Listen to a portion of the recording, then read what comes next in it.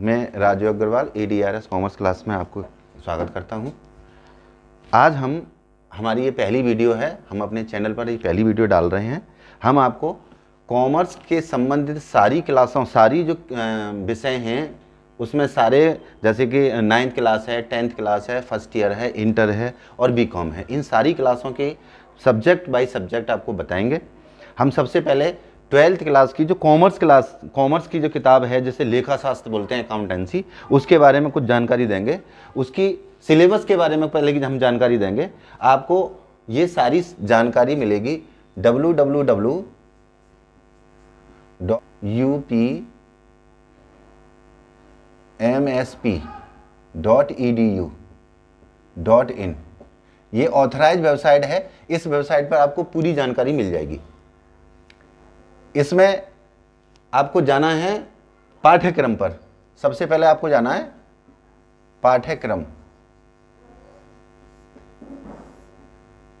पर। आप जैसे ही जाएंगे तो वहां पर सारी क्लासेस के 9 से लेकर के 12 तक की क्लासों के सारे सब्जेक्ट बाय सब्जेक्ट आपको जानकारी मिल जाएगी। उसमें आपको केवल अकाउंटेंसी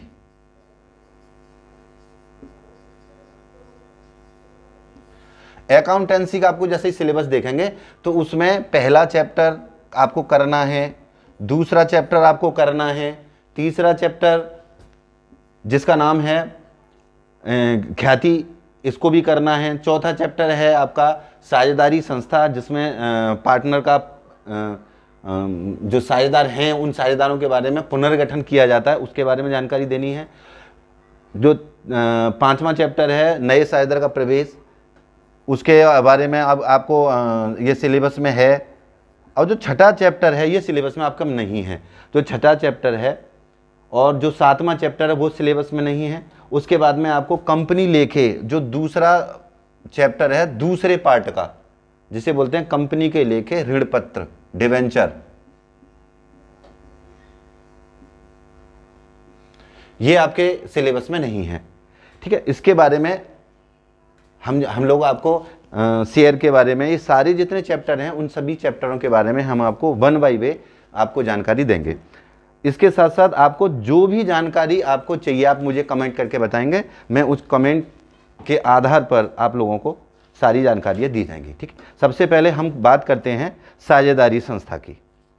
साझेदारी संस्था में जो दूसरा चैप्टर है, जानकारी देंगे आपको। दूसरे चैप्टर में हम करते हैं,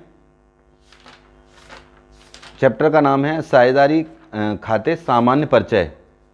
इसके बारे में हम जानकारी आपको देंगे।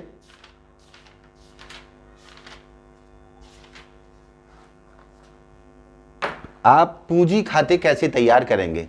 देखो, साझेदारी संस्था में पूंजी खाते 2 तरीके से तैयार किए जाते हैं। दो इसकी विधियां हैं। एक तो है स्थायी, दूसरी है अस्थायी। एक तो होता है फिक्स कैपिटल मेथड, एक होता है आपका फिक्स कैपिटल मेथड, और दूसरा होता है वेरिएबल कैपिटल मेथड या अस्थायी पूंजी।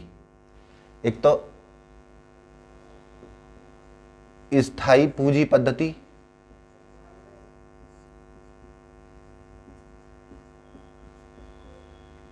और दूसरा होता है अस्थायी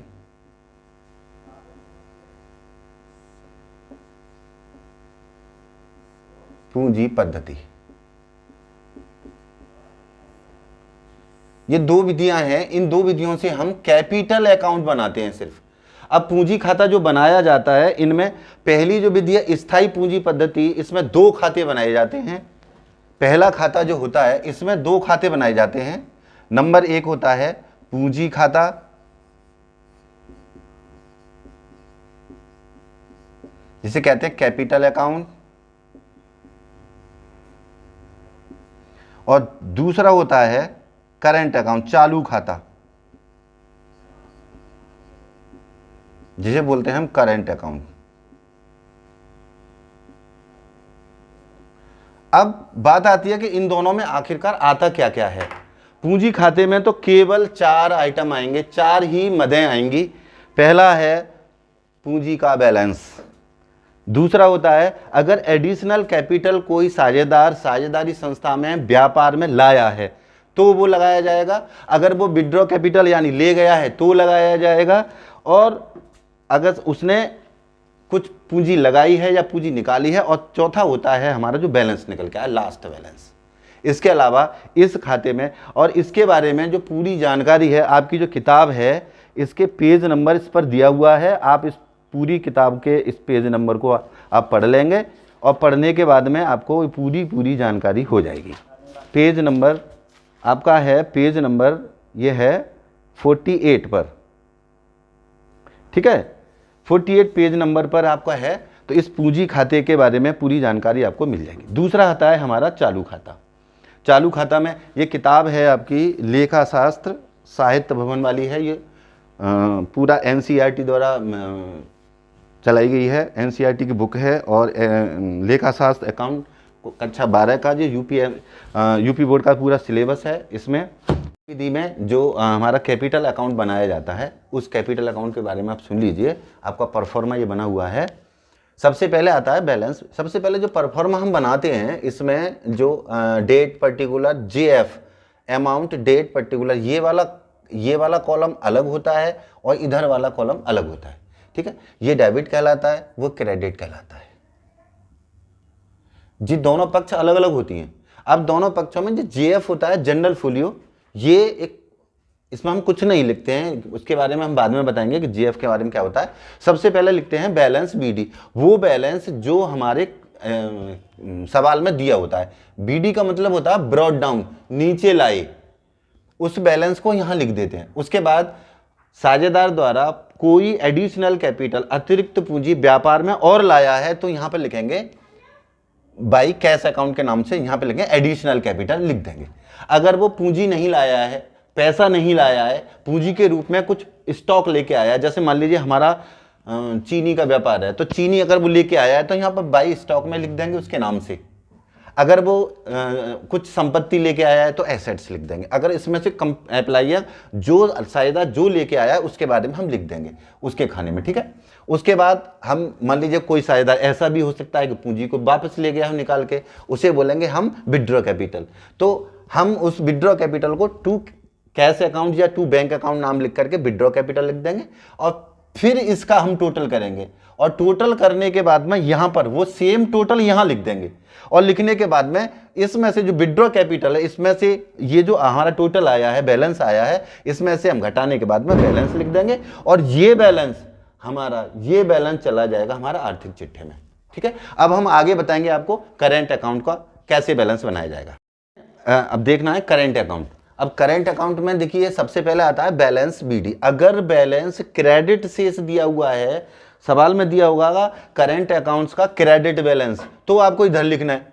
करेंट अकाउंट्स का डेबिट बैलेंस तो इधर लिखना है, बस ये ध्यान रखना है, क्रेडिट इधर और डेबिट इधर। उसके बाद में हमें इंटरेस्ट ऑन कैपिटल दिया हुआ है, तो ये पूंजी पर ब्याज लगाने के बाद में हमें यहाँ लिखनी है, पूंजी पर जो निश्चित दर से दी हो। तो अगर सैलरी ले रहा है साझेदार तो उसकी ये लिखनी है, सैलरी अकाउंट डाल करके यहाँ पे लिख देना है। अगर साझेदार को कमीशन मिलना है तो कमीशन का लिख देना है, ठीक है। उसके बाद में हमें साझेदार ने जो आहरण किया है तो वो आहरण की राशि यहाँ लिख देनी है। उस पर कुछ ब्याज दी गई है, अगर ब्याज दे रहा है वो तो यहाँ पर लिख देनी है।